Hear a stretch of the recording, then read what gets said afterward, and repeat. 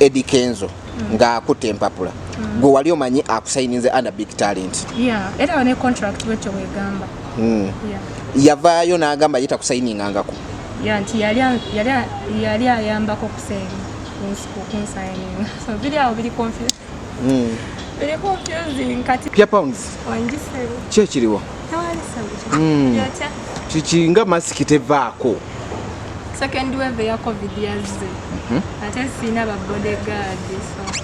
Kati ba bodyguard bakwataganira ne COVID. Anti basindika eri abantu ne batakusaba. Owulirwa nawe weegomba okuba ne ba bodyguard. Nedda. Bikulume bya ba spice bye bakola. Nedda. Sina kuzi. Bana.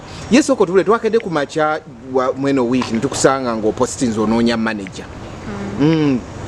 Era mbadde nze ku clearing air because ebibuzo bingi nnyo abantu babadde bambuuza simanya kino simanya kiri. Ekiriwo kiri nti noonya manager nze nga Pia Pounds because nina contract gye nalimu nga nze manyi nti nno ennemesa okuyingira management endala. Contract eyo mulimu nze, mulimu big talent, mulimu kusemu. Contract eyo yemu. So recently omuntu yavaayo n'agamba nti contract eyo void teriiwo kale. It was just kwali kuyambagana. So nange ne kusemu netula wansi netugamba ke mu music waffe kyekibadde kibulamu ebadde promotion okitegeera business part of my music career ebadde ebulamu. So kyekyampandiikisiza nti neetaaga manager era neetaaga manager nyamba ku bya business. I'm pushing about ABM ng'abantu bwe balowooza nze siri signed under ABM wabula ABM company eyamba abantu bangi nnyo kusayima nga producer wa ABM kizibu nnyo okubeera nga managinga ABM ate na managinga Pia Pounds biki nakibalansinga bulungi. That's it. Contract ki gy'oyogerako eyo eya gye wasayininga nga ndi mu big talent. Ani yavuddeyo n'akyogera mbuno? CEO wa big talent. Kale waliwo eyambuuza oba nandagane video ntino yali agamba nti siri mu big talent sibeerangako mu big talent nali muyimbi wa kusemu. Kati nze bulijjo sisobola kufuna ba managers ngamba saagala mbangamba akijja kontana ne contract yange kansoke ninde contract yange eri enkadde gweko neyongereyo ndabe but now ate nga nina nokukola okitegeera abantu bonna bamanyi struggling ne promotion. So that's why struggling ne promotion or struggling na music. Promotion wa music. I don't struggle with music. I have good music. Yes. Contract you always sign is a big talent yali ya myaka emeka? Ebintu bya contract ebyo byebisinga biri unclear era sagala kwogera kintu kyesitali sure about because nze bansayininga nga mmanyi bansayininze ate then 1 minute mpulira nti bali tebansayininze kusembye yali ansayininze. Nze ne kusembye tubadde tukoleera because tumanyi nti no he's affected by my brand. So naye kati wekyavaayo nti siri mu contract yonna enkuuma butafuna kyendeserving nze ng'omuyimbi because I have good music and I deserve the best team that can help me ne bampushinga ne banyamba ne nfuuka kyenjagala okufuuka. Put this clear. The first time twakulaba ngo oyimiridde next to Eddy Kenzo nga akutte empapula gwe wali omanyi akusayininze under big talent. Era wane contract wekyo wegamba. Yavaayo n'agamba ye takusayiningangako. Nti yali ayambako kunsayininga. So biri awo biri confused. Very confusing. Kati naye nze I'm serious with my music and I want to be somewhere in life. Sagala bantu bampiseeko maaso ne opportunities mpiteko nga bantu balowooza nti no maybe nina ekinkutte naye nga ate tekiriiwo. So kwe kuvaayo ne ngamba abantu nakitedde na ku Facebook yange ne ngamba I'm looking for a manager and I'm really looking for a manager. Kwegamba struggle y'omuyimbi yenna nga we mugimanyi kweteekamu ssente kola kino kuzunga kudde eno emenya. For an artist who is a female, it's just too much. Ate nga Olaba ebiseera ebisinga music wange atuuka abantu oba mbeera mu bifo nga abantu balowooza oba nze ndi mwana wa mugagga oba waliyo omugagga ali yanteekamu ssente biki but it's actually just hard work. It's friends like kusame abantu nyo balowooza kusame manager wange but si manager wange ate tulina na contract yenna yonna naye process y'okwagala ABM nga studio ya kusame okugejja nakyo bwe kiri because abantu bangi nyo bayisaako kusemba maaso nga balowooza baye producer wange nzeka aba producer wa gundi yekka but he's a producer for all of us and he's a very good person yantuusiza wano wendi. Yes.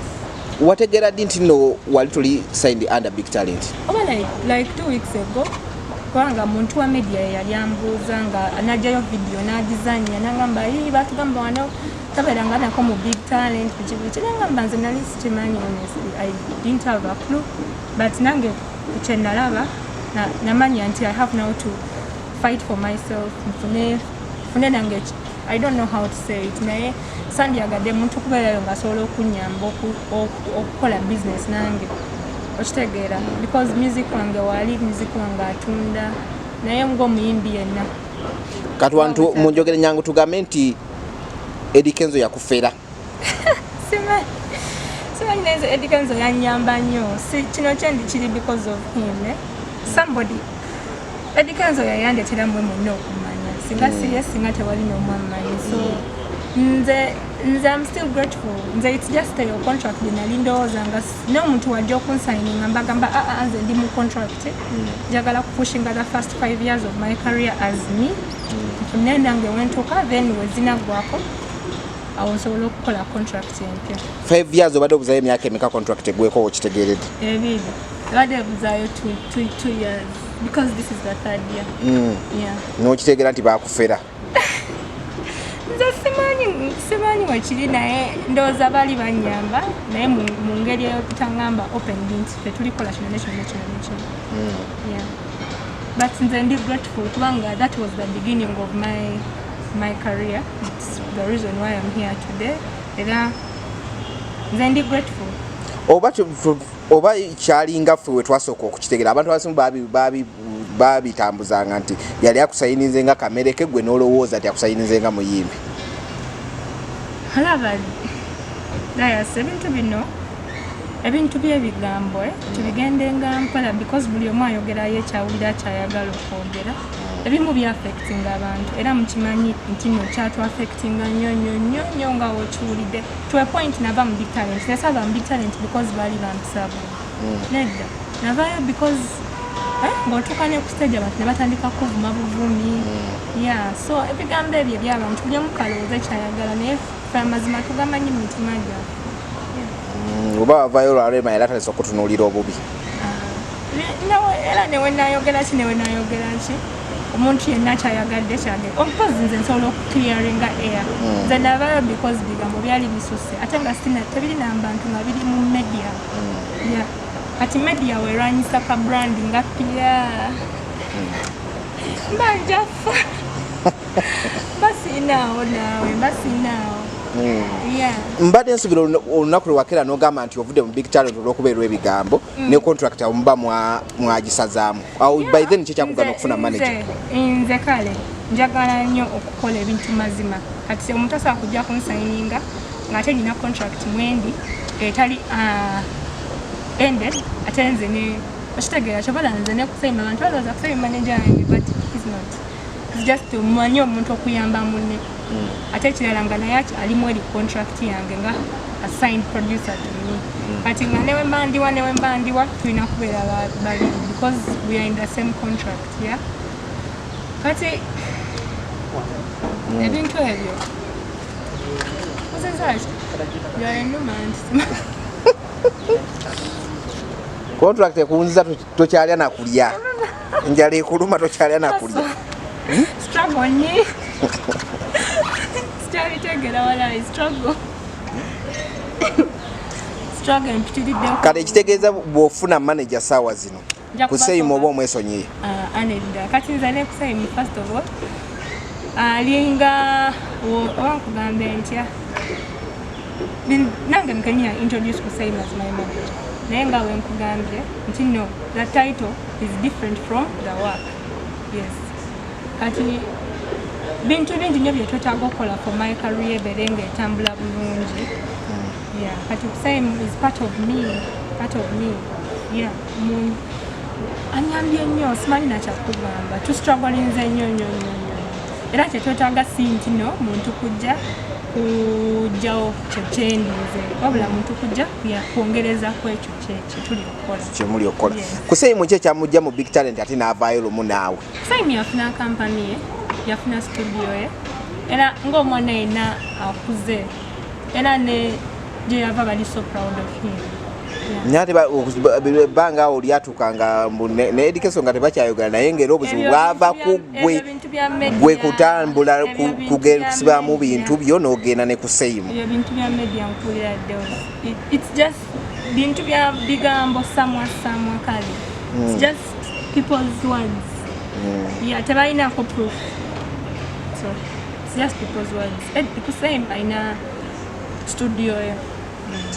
Kali gwe ebbanga lyonna lyewava mu Big Talent tewakubirako ku Eddy Kenzo kasimu kumugamba nti kati contract yange eyimiridde etya gwe okutuuka obbiwulira mu ŋŋambo? Kale nze ne Eddy tuli ba mukwano. We are friends. Ate nga temwogera? No, twogera bulungi nnyo. N'atakugamba nti oli free contract yo tetukusayiningangako? Well, ndowooza yali yagambako bekikwatako but me because nze honestly nali simanyi. Ate kirala nina ekitiibwa kye muwaye nyengo omuntu sobola kuddawo mubuza bintu bitakwatagana.